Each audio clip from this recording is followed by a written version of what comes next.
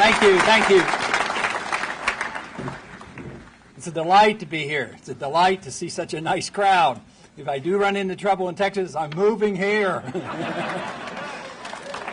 But it is really nice to see such a nice welcome and the applause. You know, I get up and speak on occasion in Washington, and I never get any applause. So it's very nice to be here. It's very nice here. And I do want to recognize that I got to say hello to Merrill Cook, my former colleague, and he spent some time over there in Washington. It was good to see him. Today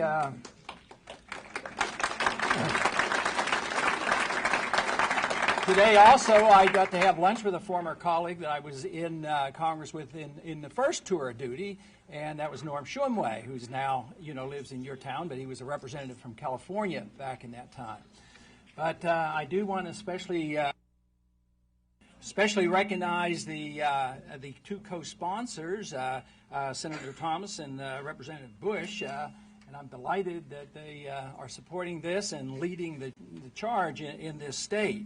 So it is a real pleasure to be with so many friends and colleagues, and this to me really gives a lot of hope. Because when you're in Washington and spend time there and come up on the short end of most of the votes, it could be discouraging. It really doesn't bother me that much. A lot of people ask me, you know, how can you stand it? Don't you get really discouraged by what's going on? And I say, no, not really. I just don't have high expectations for what's going on in Washington. And in a way, you have to sort of have a thick skin about it, because if you go with the expectation, or if we all do our daily activities, believing that tomorrow we're going to correct all the problems we have, you will get a little frustrated, because we know it doesn't work that way. But without the grassroots effort that's occurring in organizations like this, there is no hope. There's a difference in the way I see things from the 1970s and the early 1980s, having been in Congress, and now that I've been back in the late 1990s and this early part of this century. And Washington itself is not a lot different. I mean, they're the same arguments, the same backdoor deals, and same spending, same deficits. Everything seems to go on, and at times it even seems worse. But I believe there's really reason to be optimistic. I think things have improved a lot around the country. I, for one, would predict that maybe if I had been invited in 1978 or 79 to come here, there might not be as much interest as there is today. So I think something is happening in the country. And there's reason to be optimistic, because in the 70s, we had 3 major networks to deal with, and that was it. And we knew where they were coming from. But boy, now we have 5 majors, and now we have 5 majors to worry about. But no, there's a lot more opportunity. There's cable television, but the explosion in the use of putting out information on the internet, to me, is just fantastic. And radio talk shows and talk show hosts around the country, I just think it's dramatic what's happening, and people are learning and being able to coordinate and organize. And so there's every reason to believe that technology and the modern things of today actually are helping us, who are, we have to admit it, in a minority viewpoint. And at least it hasn't been offered very generously to the American people. I'm optimistic enough to believe that when we do offer it, it does become the majority opinion. And that's what, of course, has been my goal. So I personally was very, very happy with what has happened in Texas. I mean, this is a real delight, because my goal has always been to state the position, stand by it, stand up for the Constitution, and not waver, but still get support. And I think that's key to it. So therefore, at the beginning, the first year I was brought back into Congress in 97, I had 51% of the vote. 96 election came in 97. And that was a narrow victory, and it was a Democratic-leaning district. And each time it went up 5 or 10 points. Even last time we had 68% of the vote. So we were very pleased that everybody knew how I was voting, and they knew my positions, and they weren't, using it against me. It was actually had become a positive. And it was well advertised. If I voted by myself, which I tend to have a habit of doing that if, because if I think they're doing something that's not explicitly expressed in the Constitution, I think the vote should be no.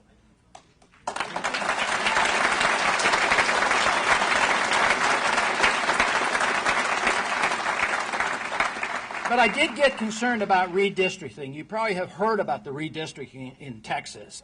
It was a major event.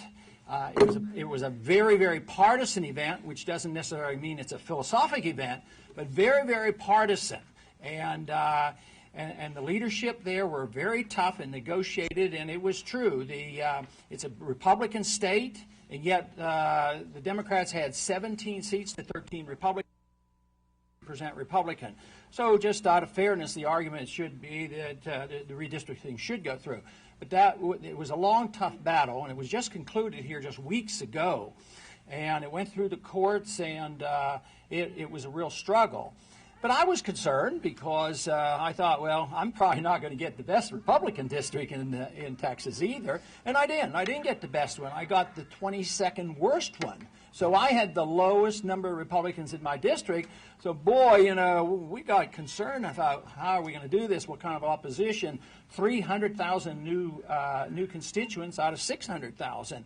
And I picked up the city of Galveston, which is a very liberal city. And I thought that we might have a real challenger. So I was a bit concerned about it.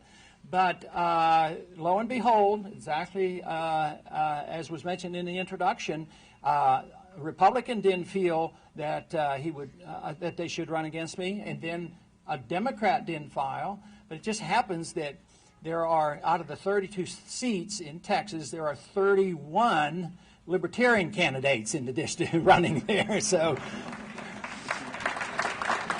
my Libertarian friends, saw to it that we wouldn't have to deal with that, which I think goes to prove that the philosophy of the Founding Fathers and the philosophy of the Constitution, when it's presented to the people, is a popular position. And it isn't the majority position because it's not offered enough.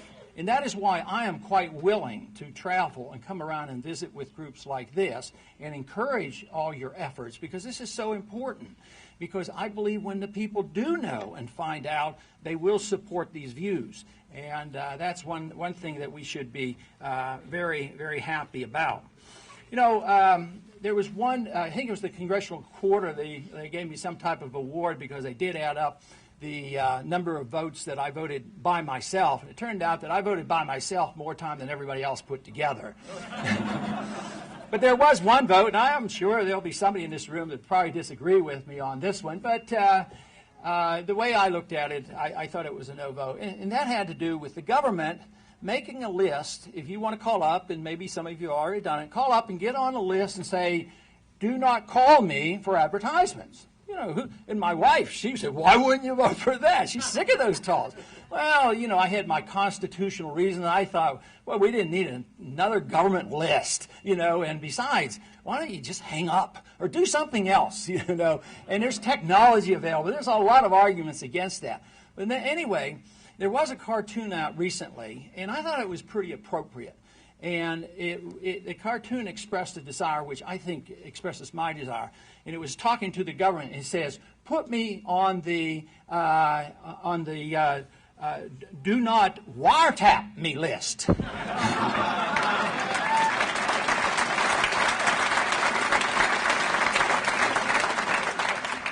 Now, the sad part is we all should have been on that do not wiretap me list automatically with our Constitution. But unfortunately, we've all been put on that list with legislation passed like the Patriot Act, and that's something we better stay concerned about. The language in Washington you have to worry about. You have to understand language, and I think some of the warnings in 1984 are very appropriate. But there's been a quote going that was published not too long ago from our Secretary of Defense. And I think this tells you a little bit about the language and how people talk in Washington. So this is what our Secretary said.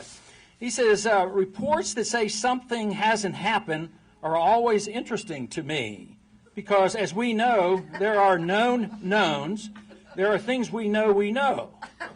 We also know there are known unknowns. That is to say, we know there are some things we do not know. But there are also unknown unknowns, the ones we don't know, we don't know. So if you want clarification, just come to Washington and we'll fix it up for you. We have a special 1984 language over there that we can use. But the subject, of course, tonight is United Nations. I will spend a fair amount of time on that, but I do want to start off by talking a little bit about the Patriot Act, because sovereignty, which is the issue of the United Nations, is not so narrowly defined by me as just international government. I start with sovereignty of the individual and your obligations and responsibilities as a person and your natural right to your life and your liberty. So it is our sovereign rights to ourselves, and we receive this from our Creator. That obligation, I think, is very clear. And then it goes up the ladder, and for me, I see government as to be very limited to protect that right of your life and your responsibility, and for government to restrain the interference with those rights, the interference with anybody injuring you or destroying your property, and really not much, heck of a lot more from government. So whether it's the overburden of even a state government, or even a local government, or a federal government, or whether it's an international government, it's all an attack on sovereignty. But of course, the biggest, one of the biggest concerns we ought to have now, and the reason why meetings like this are important, is to alert the people to the serious attack on our sovereignty by international government, and a lot of people haven't heard about that. They do know about local regulations, state regulations, and federal government regulations, and courts and bureaucrats and all that, but they're not quite as aware of what's happening at the federal level. But anyway, a lot has happened in Washington. A lot has changed in attitude in passage of legislation since 9/11, and obviously so, and justifiably. But in the atmosphere following 9/11, the attitude was pass anything, quickly do something, because the people want something done, which that attitude I did not share. Matter of fact, coming out of 9/11 has been this move, and I am sure a lot of people in this audience are quite aware of it, and that is the continuation of government movement, and that is to allow our state governors to appoint congressmen rather than have them elected. And they said, and one of the reasons they argue this case is, well, we need people there immediately so that they can start passing legislation. And I said, well, that's a pretty good reason not to do it.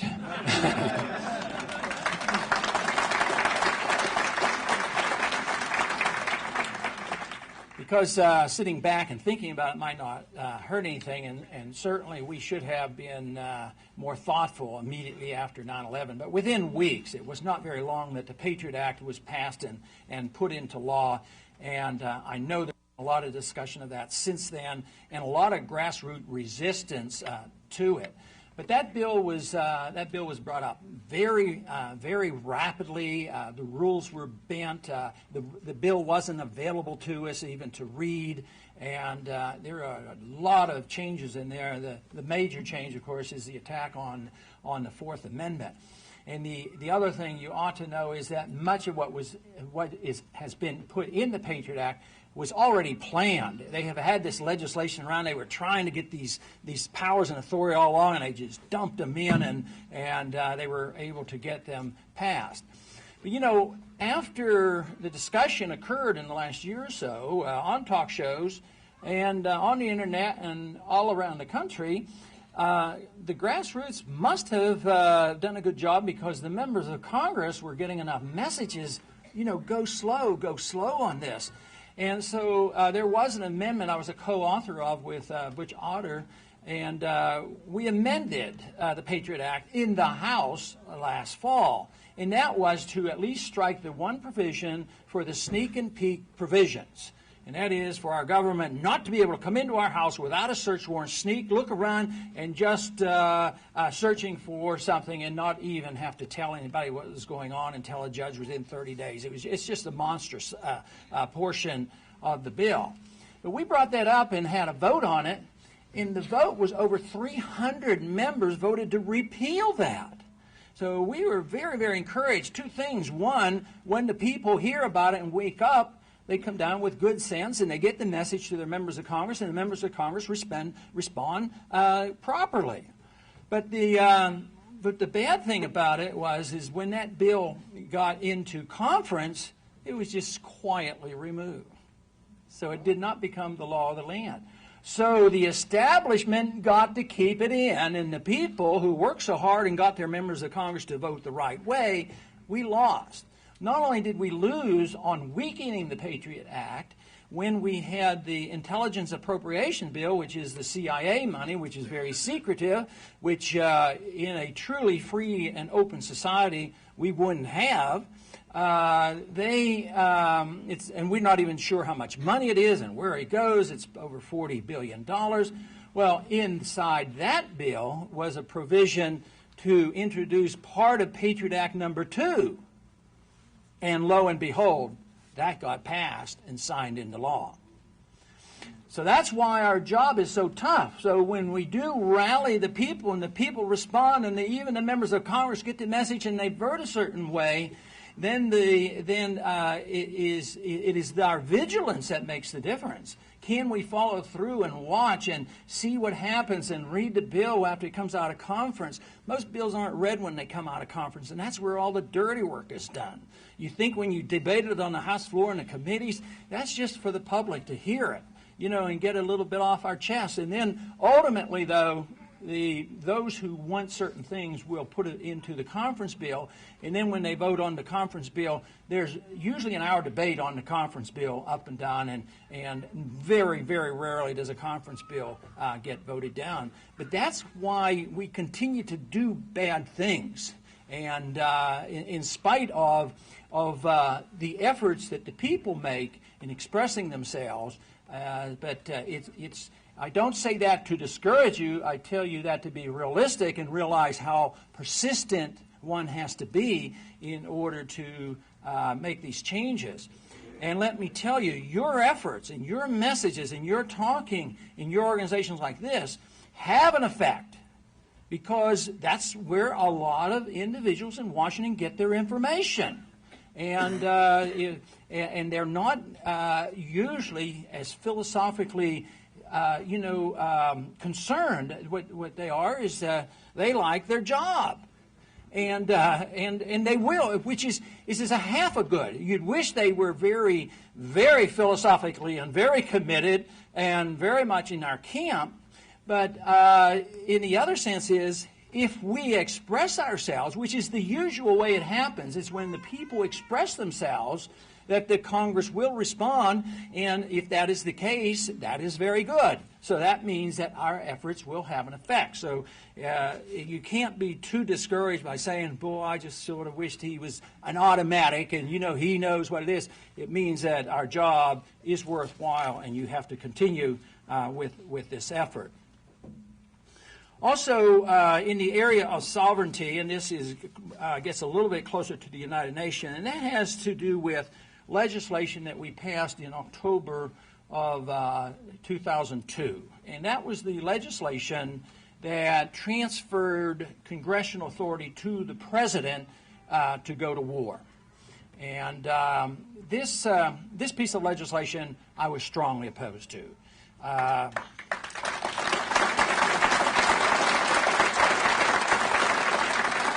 There are two issues involved. One, we are in war. We can't deny it.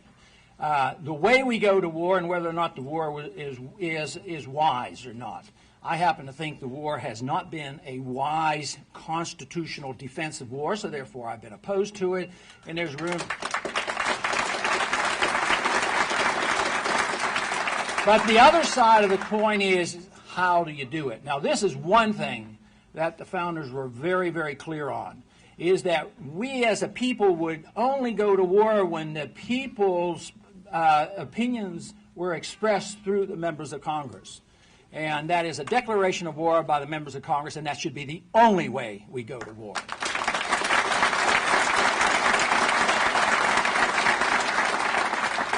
Now, if you think about it, there's a bad record since we quit doing it.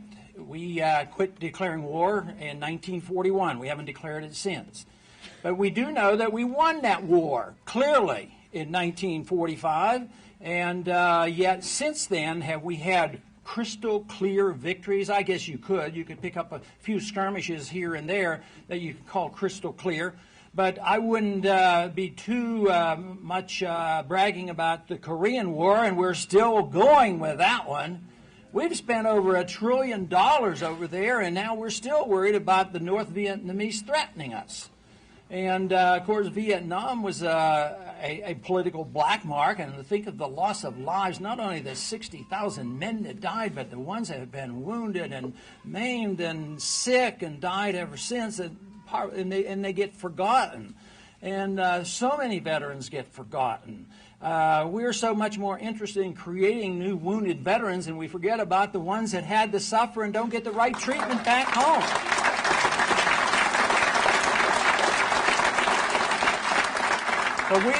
But since that time, we have, of course, fought a Cold War with a lot of hot spots in it, hundreds of thousands of men killed, and tens of hundreds of thousands wounded and injured over these many decades. In a way, the Persian Gulf War has been just one war. We went to war in 1991. And I remember very clearly then, I was not in office, didn't vote on it, but I did not like the process then. And the one statement I remember, the president at that time said that he was being pressured, public pressure was put on him to come to the Congress to get some type of a resolution to endorse the war. And he said, no, he didn't want to. Oh, okay, I'll do it. But let me tell you, he says, regardless of what the Congress says, we're going because I got the resolution from the United Nations. But the Congress did. It was not an overwhelming margin, and it wasn't a declaration of war, but it endorsed allowing the president to go into this war to fight for UN resolutions. It could not be argued that it had any direct threat to our national security, and if you study that history, it's very, very controversial of all the public arguments made for the necessity of going to war then. And, of course, that war has continued. The bombing has continued, and the embargoes and the killing, and that has continued throughout that until, of course, now we've had this new outbreak and a new burden, a new problem, and still a lot of men getting killed, and we don't know when it's going to end. It's not going to end in July, and it may be, they admit it could be 5 or 10 years. It can go on and on. But again, I think the argument goes back to why are we fighting these wars, and why don't we declare war? Now, if we need to, when that resolution came to international relations, the committee that I'm on, just to make the point that I'm making to you is I substituted the amendment they had up there, and I substituted a declaration of war. It's very simple. It's three lines long, and I copied it from World War II. And I told them at the time, I said, you're going to have to make sure this is defeated because I'm going to vote against my amendment. But this is what you should do if you want to go to war. And then, of course, they didn't like to vote on it, and they didn't like what I was going to do. And, of course, nobody voted for it. But instead, they passed a resolution which transferred the power to go to war at will to the president. But I want to read to you what the chairman of the committee said immediately after I introduced my resolution. And his statement was this. He says, and he was, putting me down. He says, there are things in the Constitution that have been overtaken by events, by time. Declaration of war is one of them. There are things no longer relevant to a modern society. Why declare war if you don't have to? We are saying to the president, use your judgment. So, to demand that we declare war is to strengthen something to death. You have got a hammerlock on this situation, and it's not called for. inappropriate, anachronistic. It isn't done anymore. So that tells you, the chairman of the committee is telling me that our Constitution is anachronistic, is a waste of time, and then the Democrat minority leader in the committee said, gave a similar talk, and his strongest word was, what you're doing, Paul, is frivolous. So this is what we're up against. But again, my strength doesn't come from them. It comes from you and the people who care, about our Constitution.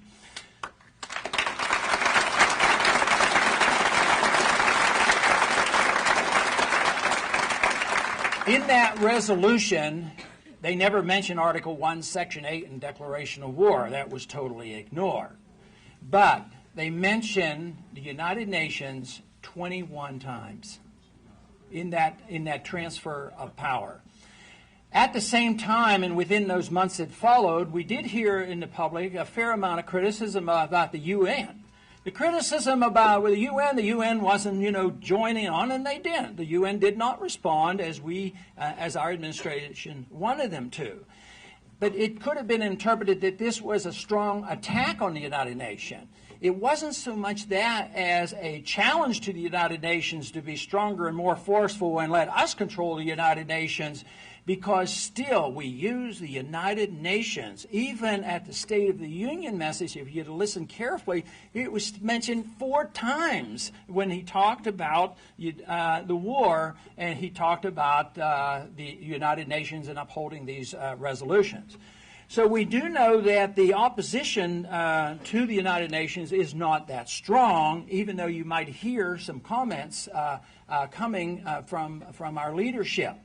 The leadership tends to think that it should be strengthened as long as it goes our way. We can have an international criminal court, so if we get exempted for a few more years, that's going to be okay.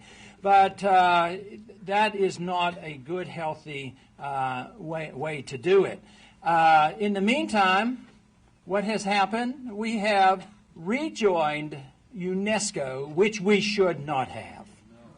We should not have rejoined UNESCO, which means a lot more money to the United Nations. We are still paying far beyond our fair share at the United Nations. So we get stuck with the responsibility and all the financing and the burden and the men lost too often. And I think that of all the things that we should be concerned about from the United Nations, and the damage that is done to us and the potential damage that is likely to come, I would say that the greatest threat is that we have, over these years, been willing to turn over to the United Nations much of the control of our foreign policy and when we go to war, and that has to be changed.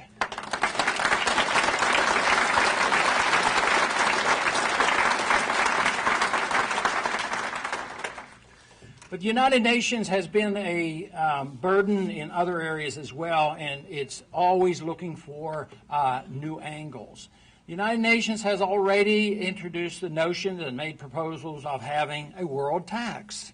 They would like to tax financial transactions and start raising money. Small amounts, and you and I probably wouldn't have to pay immediately, but the principle is 100%, and that means, is there a world government strong enough to introduce the idea that there will be a world tax to start managing this government? Very, very dangerous, and that idea is floating around. It's not implemented, but someday it may well be implemented.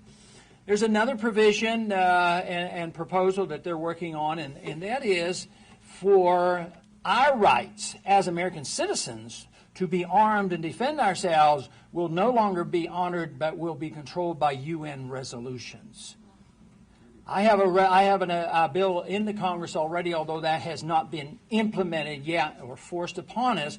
I have a bill that, if passed, would deny any money at all, not 1 cent could be spent in enforcing that type of a resolution to undermine our Second Amendment.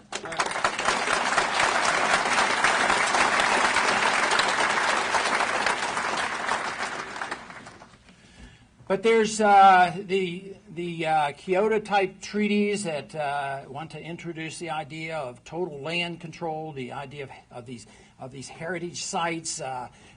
These are all examples of incrementalism where they move in. It doesn't seem to be a big deal, but it's always setting the stage and the principle.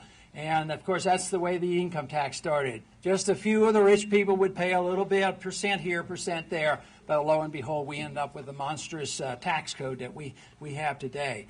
So not only should you look at how we might be suffering from what the UN is doing right now, we have to look at it on principle, on whether or not it is legal under our Constitution to give this authority to the United Nations, and if it's not to let them have the inch, because they will take a mile, and they should not be given that inch at all.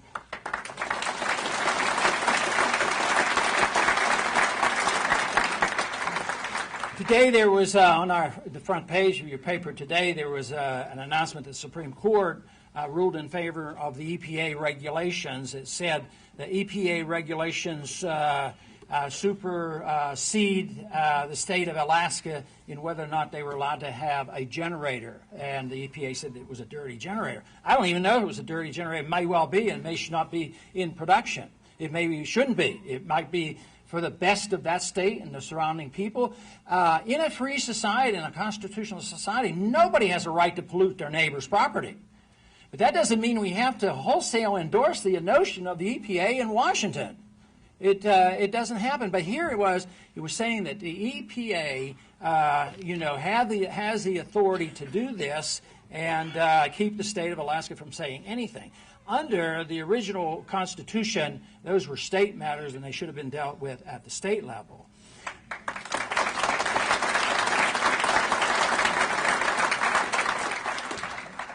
And there's an agreement that we have signed with the United Nations, and it is another one dealing with the environment, and it deals with this persistent organic pollutant. They call it a POPs agreement. And this agreement, and although the president has signed it, legislation has to be passed, and they're trying to pass it this year to get to make it legal, where the EPA is the only one that has to review a United Nations resolution dealing with the environment, not even to be reviewed by the Senate. So this is moving along quite quickly. So. And like I say, it's hard to get the attention of a lot of people because they, didn't bother me any. I don't have anything to worry about. That's up in Alaska, and nobody's knocking on my doors. But that's why those who are vigilant about one's liberty are the ones who are really the defenders and the keepers of the liberty. And it will always be a smaller number. It will never be, the vast majority. The vast majority usually go with the vocal minority that knows what they're talking about. Unfortunately, too often in this country in the last 100 years, the large majority has been going with the vocal minority that didn't know what they were talking about. So we would like to change that, and to me the most important thing to do to bring about positive change and to alert people is to educate people and bring it to their attention.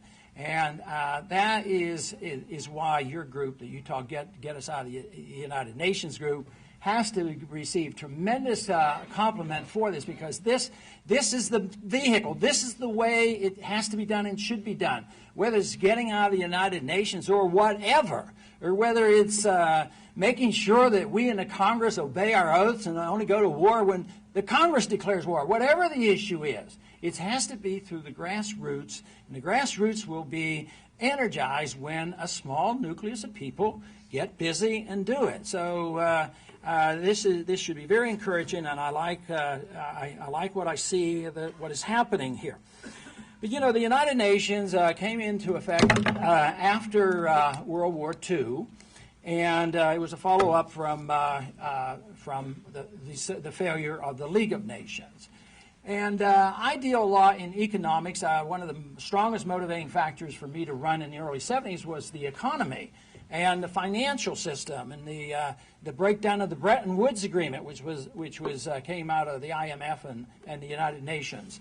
and the breakdown of the gold standard, and I've been very, very interested in that. But the economics and, of course, the politics and the power and the war, they're always connected. But my favorite economist, and I think the greatest of the 20th century, is von Mises, who wrote Human Action, who really understood the free market. But he spoke in Human Action about politics, and I want to read a short little statement he made dealing with the United Nations, and I think it has a great deal of meaning. He says, "It is futile to place confidence in treaties, conferences, and such bureaucratic outfits as the League of Nations and the United Nations.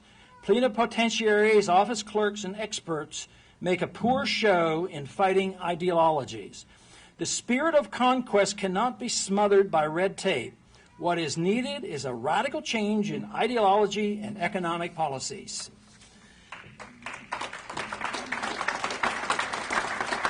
And that is so true, but it also represents so much what the founders believed. And staying out of entangling alliances. I mean, we were advised to do that, to stay away from that. Can you think of a more entangling alliance than this United Nations? I mean, so, you know, when I have difficult decisions to make, they become less difficult because I say, well, what does it say in the Constitution? You read it, and you usually can get some pretty good answers, and they're pretty clear. There aren't too many that are difficult. And it's the lack of respect for the Constitution that is such a burden. Not only do they not understand or don't respect, say, the war clause, the war powers of the Constitution. There was one time when I was on the Education Committee, I made the point that, you know, quite possibly what we're doing in education now, by federalizing it, isn't a constitutional function. And suggesting what they were doing was not proper under the Constitution. And the chairman said, maybe. He says, but that's not our job. He says, that's the job of the courts.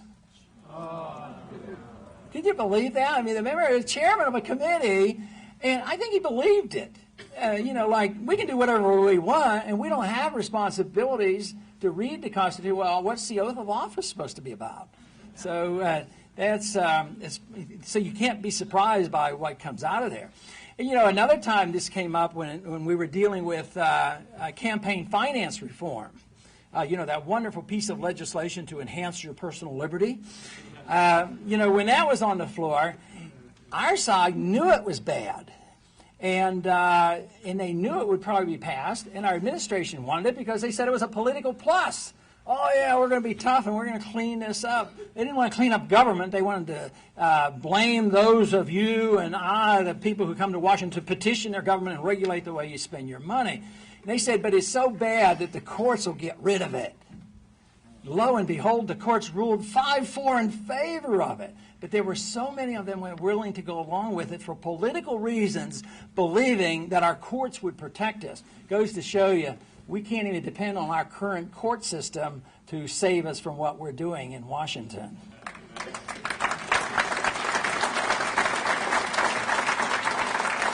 But after World War II, of course, we had the IMF and we had the World Bank set up. The IMF is the financial arm of the world government.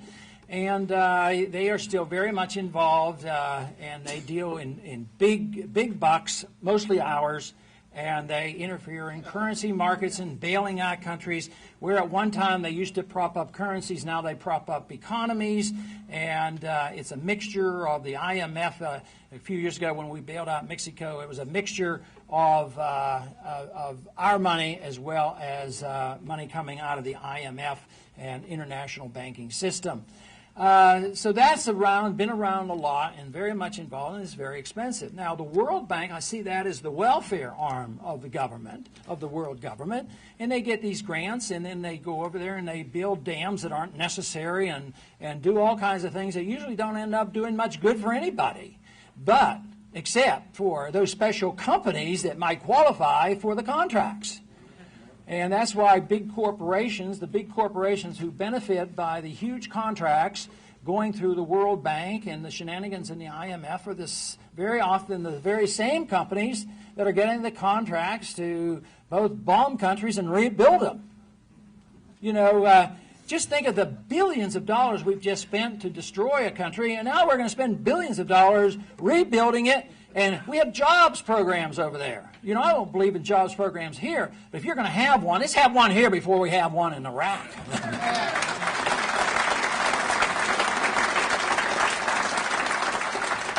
Now, just a few years ago, they passed the WTO, which is the World Trade Organization. Now, that's just another example of world government, and that's the trade arm to regulate trade. Now, who's supposed to regulate trade under our Constitution? It's explicitly given to the Congress to regulate trade, and it would be done on a bilateral fashion. So we, again, cannot, under the law, transfer that authority to the President to negotiate these so-called treaties, which aren't treaties because they come back and they're passed by law. But you know, this fast-track stuff is just another example. And I look at tariffs as taxes. I happen to believe you ought to be able to spend your money the way you want. But I also happen to believe, I don't believe in world government, and I don't believe in the shenanigans that go along with the WTO, who pass out special favors and privileges to the rich corporation. So it'd be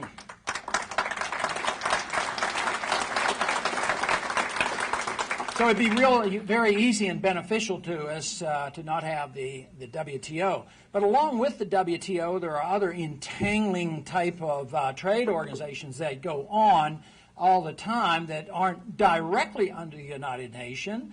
And take, for instance, right now, the free trade areas of America. That's the big thing that's going on right now, and that'll be just expanding NAFTA. Some of the things that NAFTA wanted to do, at least their goals, weren't horrible. At the same time, the idea that we are unifying governments together and putting 3 governments together and now 10 or 15 together, and they're coming together in Europe, and then we have this umbrella, the United Nations, I do not see for a minute how that's going to enhance why I work in politics, and that is the enhancement of liberty. That won't help us.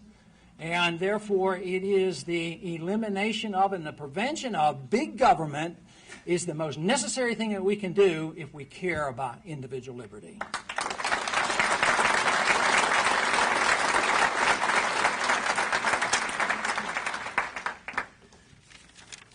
You know, today at the State House, I was asked the question about how to curtail some of these regulations by the regulatory agencies. You know, how Congress reneges on its responsibility. They write a law, set up an agency, then the agency just writes the rules, and these rules are the law of the land. So we've allowed that to happen. That's in the executive branch, but there's another area in the executive branch that we really lose a lot, and it's been going on for a long time and continues to go on regardless of party, and that's the executive order. I think we should do away with that executive order stuff.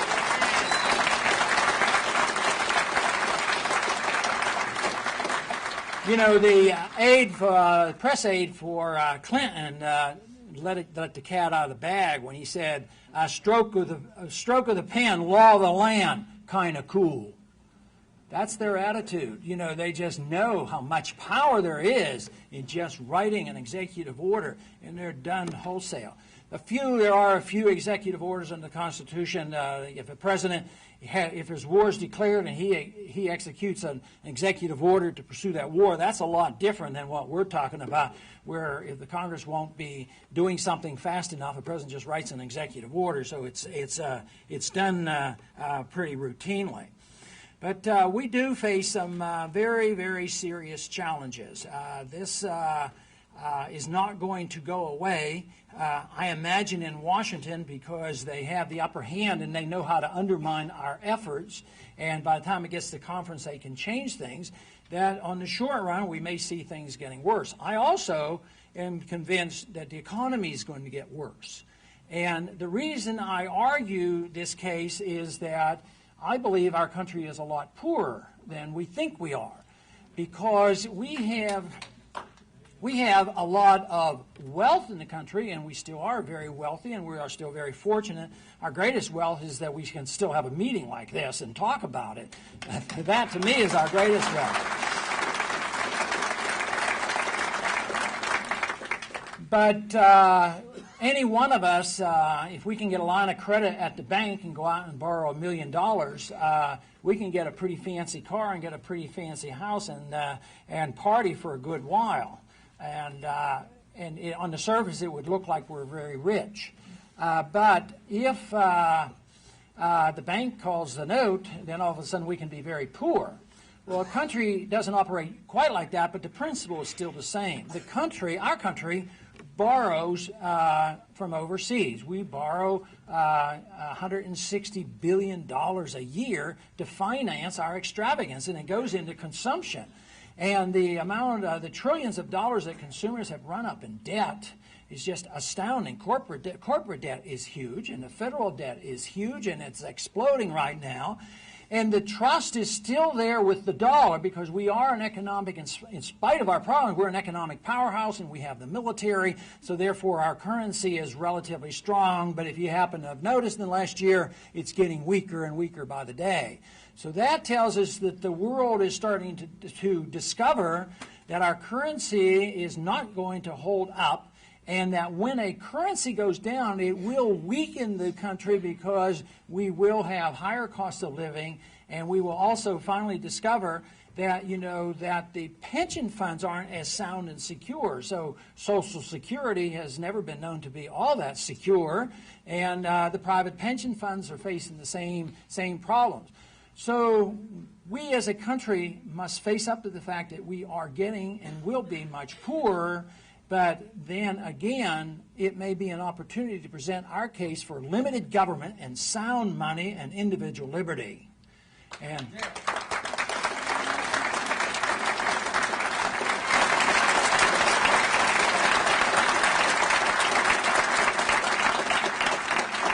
but all great nations and all empires do come to an end, sometimes by external force, but more likely they come to an end for economic reasons. And we lived in the 20th century through one of the greatest chapters of history that could be imagined, and that was to see the disintegration of the Soviet system. And that was something that Mises had predicted in 1912. He says it won't work. It can't work. Socialism doesn't work because they don't have a pricing structure, and there's no market, and it won't work. It'll just limp along for a while through authoritarianism, but eventually it falls apart. And to me, the amazing thing was that it fell apart with so little violence. And I think that's wonderful. So although we're complaining and worrying, and we should, about the accumulation of government power in the United Nations, think how many more new countries there have been since the collapse of the Soviet system.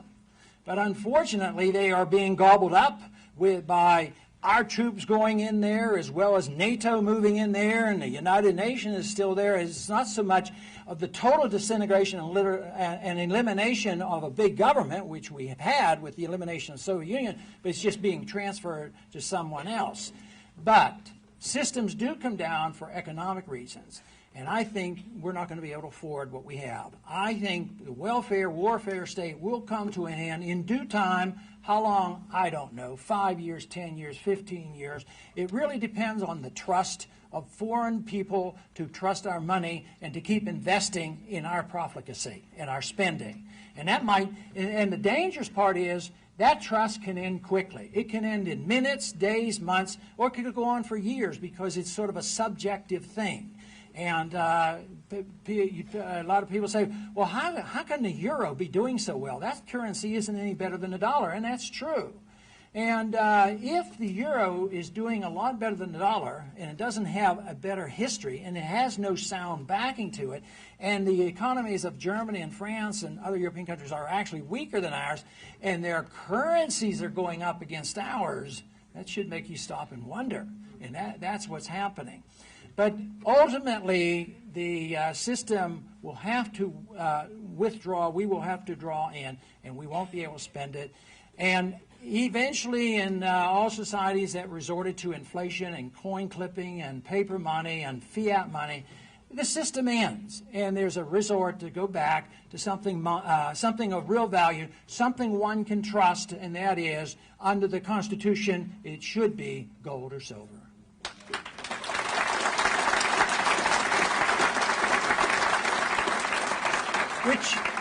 Which means that we have a few other things that we need to repeal. We're going to repeal the 16th and get rid of the IRS, so in the meantime, as we do that, we'll repeal and get rid of the Federal Reserve System.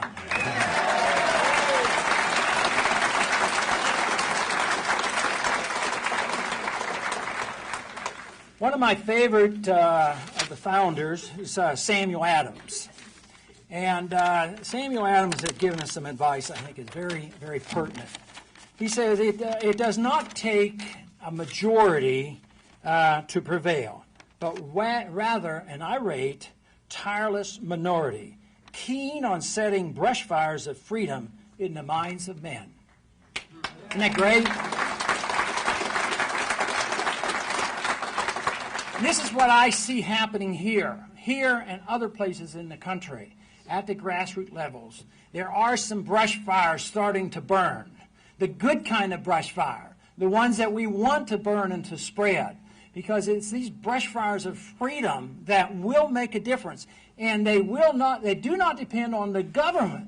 They depend on one thing, and that means it depends on us being moral people with ideas and determination that it's in our best interest to live in a free and prosperous society and live with the rule of law and live with our Constitution. That's the brush fire I support, and that's the brush fire I come to encourage. So go to it. Thank you very much.